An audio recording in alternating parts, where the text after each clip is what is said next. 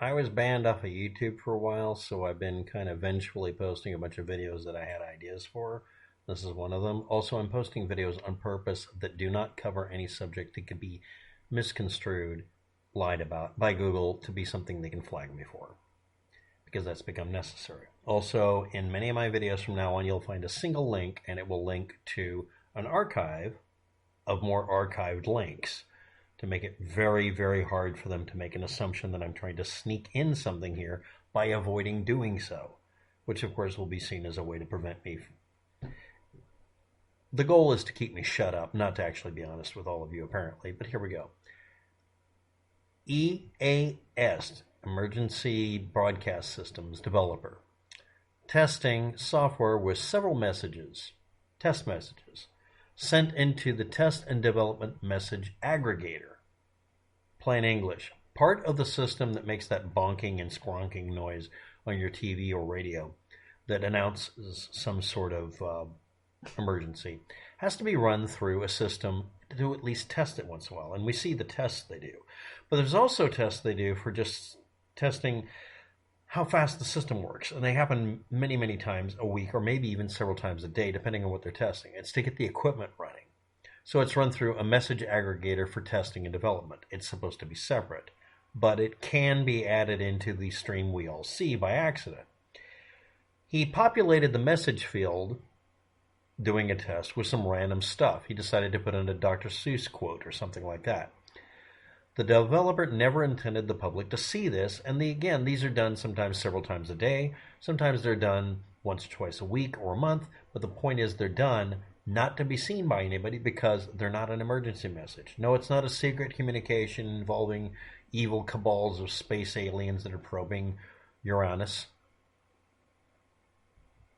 I'm going to get that as a t-shirt. Because people just email stuff if they're trying to hide things.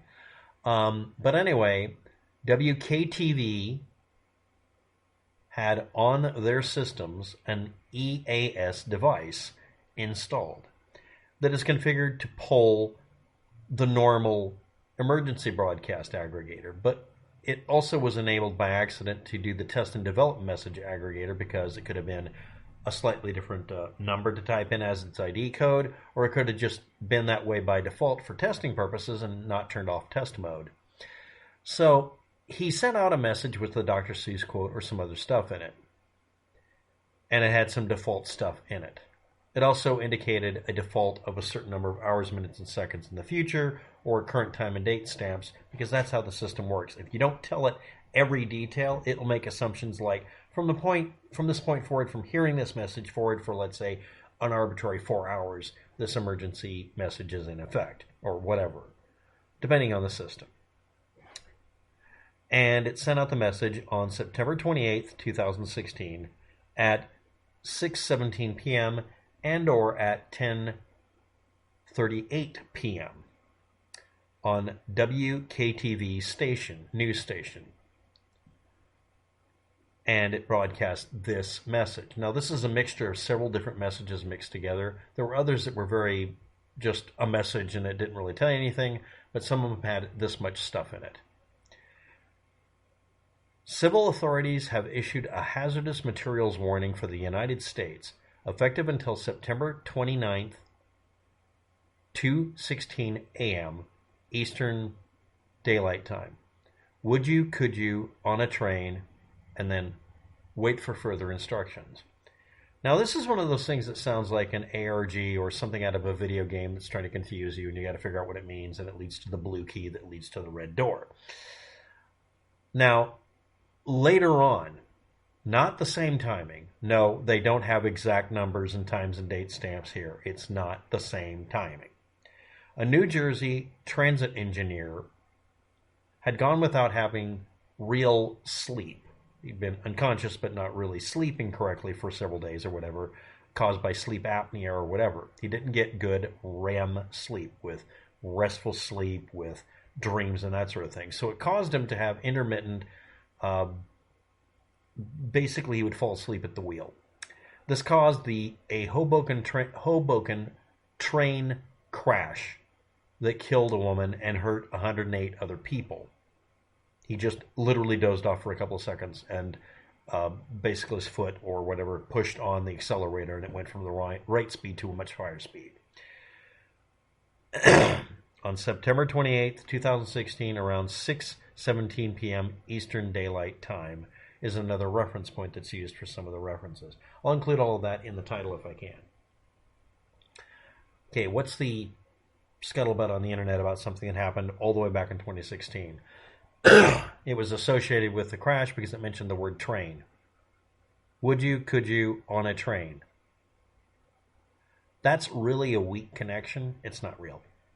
Next, it's somebody putting in some random crap into the stream. Now, if you're not aware of the ruling now, if you're not aware of why this has been created, I'll tell you what the new rules are. If you're doing a test of a system, you have to do a test that if the public sees it, it does not cause any harm. It isn't confusing. It isn't mysterious. Because don't fucking do that.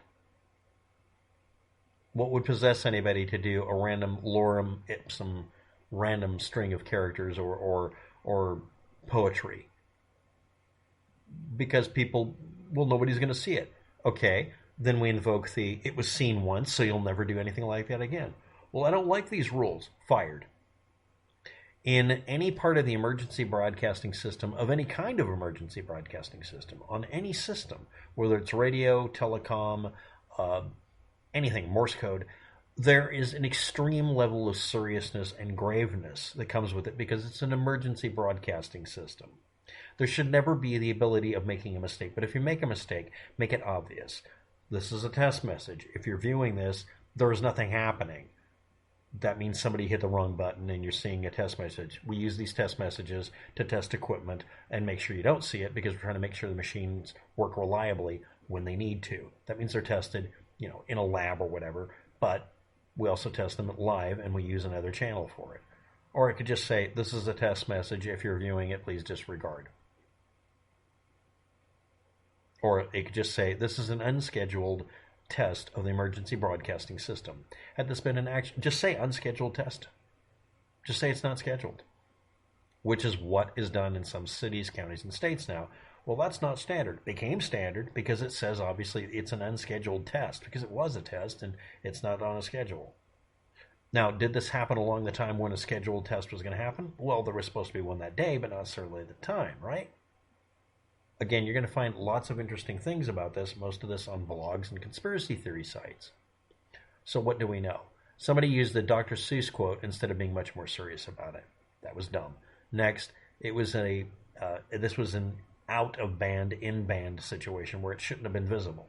Next, if there's any possibility at all of what you do being seen by the public and it confusing or panicking them, make sure it can't. Next, it has nothing to do with an accident that happened the next day because that was caused by the operator of the train literally either being worked to death or just not knowing that he had this problem. The condition as described is something a lot of people out there have and don't realize they have. They just feel exhausted all the time. Chronic fatigue syndrome sometimes is traced back to a person having extremely disrupted sleep cycles and they need to take medication to fix it. I know at least 2 people who've had that where they were effectively not really getting any real sleep for months at a time, and it's a wonder they survived it. They were so physiologically and mentally damaged that they had to, go into therapy for it and getting medical treatment for it to get rid of it until it was fixed. And one of the people I know, it was caused by a brain tumor. Another person, it was caused by their body just deciding not to regulate the brain chemical imbalance, organic chemical problem with the brain. But other people, it's caused by them being worked to death or just being exhausted and tired or continually changing their hours around. Not saying that that's what happened to the operator, but it could have been any of them or all of them. And no, that's not caused by the message before and has nothing to do with it because, again, it was one person doing one thing and another person doing another thing that never met each other. Anyway, I thought I'd put this up because it's an interesting story about not coincidences, but people trying to find coincidences. On the same 24-hour period before and after, there were other involved occurrences with trains, including another impact, but nobody associated with it because it didn't get in the news. So it's only really a coincidence and therefore conspiracy theory worthy if you know about it, if it was in the news, but there were a bunch of things that were, but you're not connecting them. That's why this word coincidence and coincidence, you should really realize that the world is filled with coincidences because we have a world with lots of people doing all sorts of crap that could be a coincidence at any time. Anyway, I just thought I'd cover it because it's an interesting story that took up more than 10 minutes of my life, so now it's 10 minutes and 20 seconds for you. Thanks for watching. Have a good day. Good luck.